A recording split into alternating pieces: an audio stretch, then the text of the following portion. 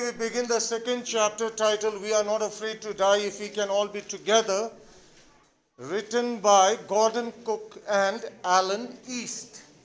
Now, as a brief synopsis was given to you before, this chapter or this story particularly deals with a sea voyage that Gordon Cook tries to take with his entire family around the world in a sturdy ship, you may call, all right? And this is a part of the adventure, or rather a misadventure, as you will know when we go through the story. So we begin, second chapter, We Are Not Afraid to Die If We Can All Be Together.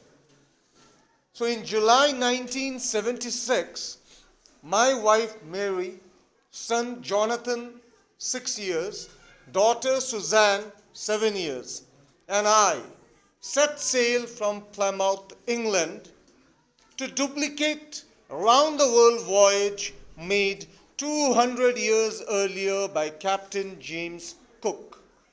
For the longest time, Mary and I, a 37-year-old businessman, had dreamt of sailing in the wake of the famous explorer. And for the past 16 years, we had spent all our leisure time honing our seafaring skills in British waters. So this is not exactly where one went, let's go around the world, and then they started. No. He was a 37-year-old businessman, and his wife, Mary, along with his son Jonathan and daughter Suzanne, both 6 and 7 years old, they had, or rather not, why would even include the children, the wife and husband had a plan to take a voyage around the world. And for that very reason, for the past 16 years, whatever leisurely time that they had, meaning whatever free time that they could lay their hands on, they were honing our seafaring skills, meaning they were practicing, all right? They were getting experience dealing with sea, the waves, all right? So they were practically practicing for the big day. And it didn't happen overnight. For 16 years, they were practicing. Our boat, Wave Walker, a 23-meter, 30-ton wooden hulled beauty, had been professionally built. And it wasn't a small boat either, right? It was a 23-meter long, weighing 30 tons. 30 tons meaning how much? It's 30,000 kgs, all right? 1 ton is 1,000 kgs. So it's a pretty massive ship that you may call it, and it was named the Wave Walker. And we had spent months fitting it out and testing it in the roughest weather we could find. The first leg of our planned 3-year, 105,000 kilometer journey passed pleasantly as we sailed down the west coast of Africa to Cape Town. There, before heading east, we took on 2 crewmen, American Larry Vigil and Swiss Herb Siegler, to help us tackle one of the world's roughest seas, the southern Indian Ocean. So initially they had a smooth ride, all right? They began their 3-year-long journey spanning over 105,000 kilometers, and it started very pleasantly. And once they had reached new waters, they took on 2 new crewmen, all right? They hired sailors. One was an American named Larry Vigil, and the other was a Swiss national named Herb Siegler, because coming up, the sea would be even rougher. They would be facing the most roughest water, and as such, they needed experienced crewmen. On the second day out of Cape Town, we began to encounter strong gales. No sooner did they set apart with the new crewmen, the weather worsened. For the next few weeks, they blew continuously. Gales did not worry me, but the size of the waves was alarming. Up to 15 meters as high as our main mast. So the winds were blowing very roughly, but he had nothing to worry about winds. The winds did not worry him. He was more concerned about the waves, which came to a height as equivalent to the height of their ship or boat. December 25th found us 3,500 kilometers east of Cape Town. Despite atrocious weather, we had a wonderful holiday complete with a Christmas tree. New Year's Day saw no improvement in the weather, but we reasoned that it had to change soon. And it did change for the worse. So as time passed, they were keeping up their spirits. They thought that, all right now the weather is bad, but sooner or later it's going to clear up. It can't be bad weather forever. And they were right.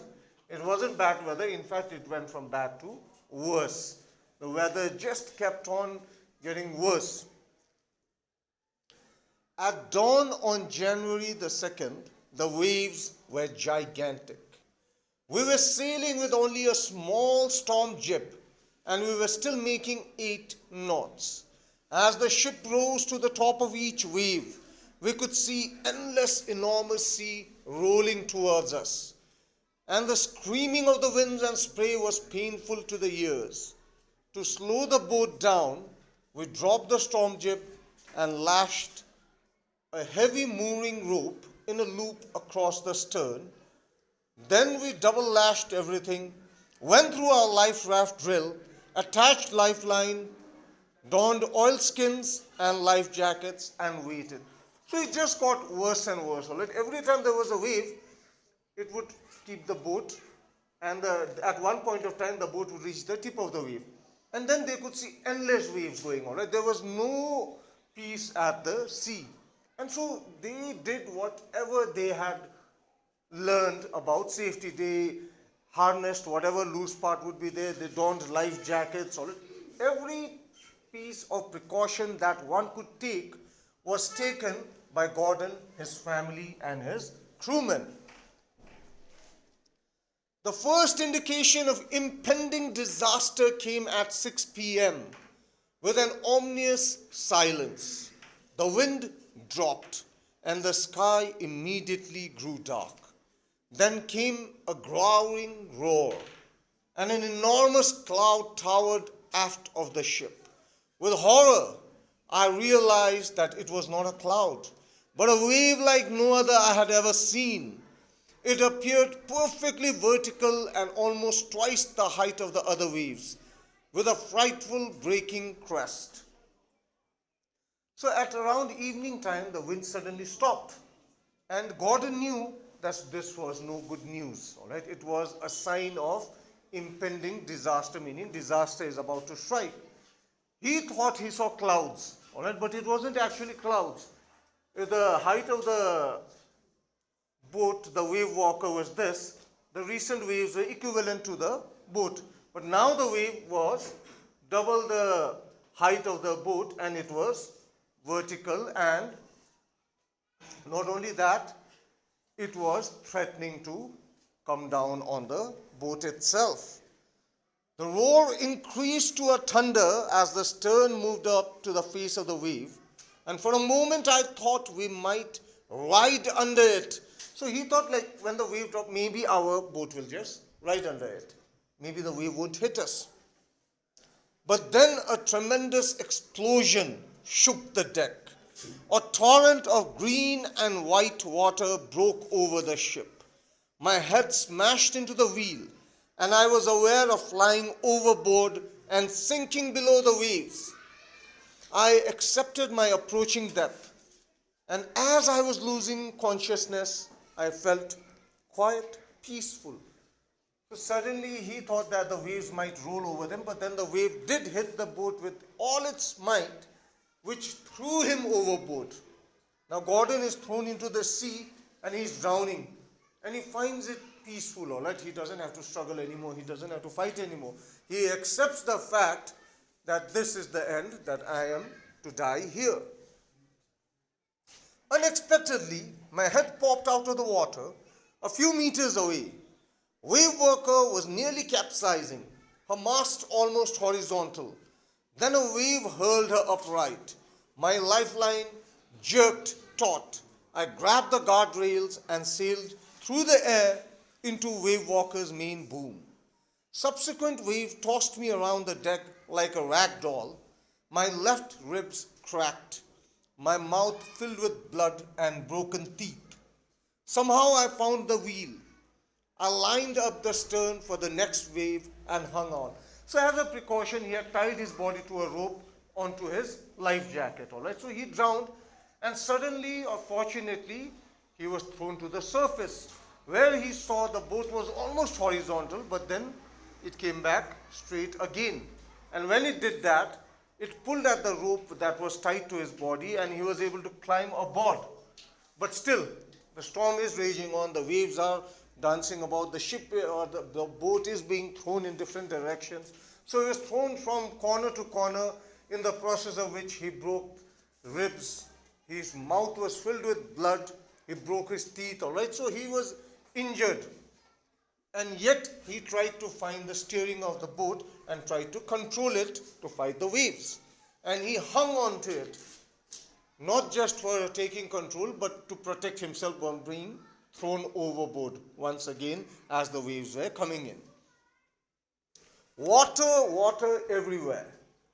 I could feel that the ship had water below, but I dared not abandon the wheel to investigate. Suddenly, the front hatch was thrown open and Mary appeared.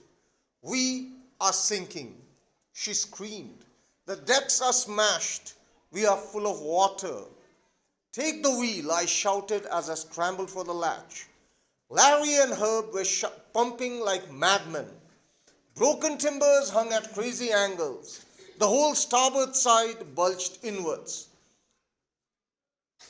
Clothes, crockery, charts, tins and toys sloshed about in deep water. I half swam, half crawled into the children's cabin. "Are you all right?" I asked. "Yes," they answered from an upper bunk. "But my head hurts a bit," said Sue, pointing to a big bump above her eyes. I had no time to worry about bumped heads. After finding a hammer, screws, and canvas, I struggled back on deck with the starboard side bashed open. I struggled back on deck with the starboard side bashed open. We were taking water with each wave that broke over us. If I couldn't make some repairs, we would surely sink. So he noticed that the boat is pulling in water, but he dared not leave the steering. And suddenly his wife came running and said, "The side of the ship is entirely damaged and water is entering inside the ship, and the boat will drown soon." And so now he doesn't have any other option, but he has to tend to the damage that his boat has taken. He notices both Larry and Herb pumping like madmen. All right, they were using manual pumpers to throw water that was inside the ship outside. Now every time the boat is being hit, because there's a hole at the side of the boat, water is entering inside. And so he goes inside to get canvas and hammers and nails, whatever he could lay his hands on. And even inside the boat, some parts he had to swim, indicating that water was at deep level. At some points, he had to crawl because of the damages, the timbers lying about. He finally reached his children's room, where he noticed that his daughter Sue had a bump above her head. Maybe she banged her head too. But that was a very minor thing, all right? He didn't waste his time over a small bump on his daughter's head, because the entire boat is sinking. So he took the canvas, hammer, nail, and he tried to repair the hole as much as possible. Because if he doesn't tend to the repairs, the entire boat will sink. And there's nowhere to go there in the middle of the sea. Somehow I managed to stretch canvas and secure waterproof hatch covers across the gaping holes. Some water continued to stream below, but most of it was now being deflected over the side. More problems arose when our hand pumps started to block up with the debris floating around the cabins, and the electric pump short-circuited. The water level rose threateningly. Back on deck, I found that our two spare hand pumps had been wrenched overboard. along with our forestay sail, the jib and dinghies, and the main anchor. When I remembered we had another electric pump under the chart room floor, I connected it to an outpipe and was thankful that it worked. The night dragged on with an endless, bitterly cold routine of pumping, steering, and working the radio. We were getting no replies to our mayday calls, which was not surprising in this remote corner of the world. Sue's head had swollen alarmingly. She had two enormous black eyes, and now she showed us a deep cut on her arm. When I asked her why she hadn't made more of her injuries before this, she replied, "I didn't want to worry you when you were trying to save us all." He thought that I will tend to my daughter Sue. And she was in a worse position than how he left her before. Now she had both eyes were black, the bump on her head had swollen to a dangerous level. And she even showed a cut in her arm, which was very deep. And Gordon asked his daughter, "Why didn't you make aware to us about her injuries before?" And the daughter, who didn't want to worry his father, told her that you were busy trying to save us all. You were trying to save the entire family and the ship, so I didn't want you to worry about me with this injury, all right?